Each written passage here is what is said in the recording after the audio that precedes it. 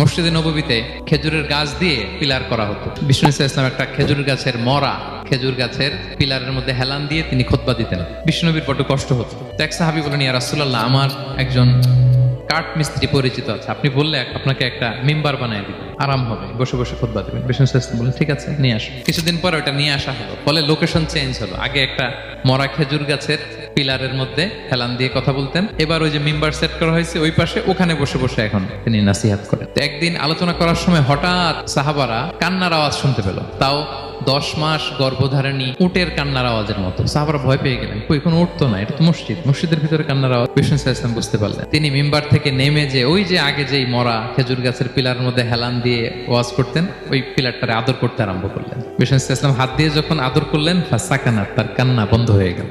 আজ ওই জায়গাটা চিহ্নিত করা আছে। এটাকে বলে মসজিদে নববীতে আল উস্তুয়ানাতুল হান্নান। হান্নান মানে কাঁদে এমন পিলার।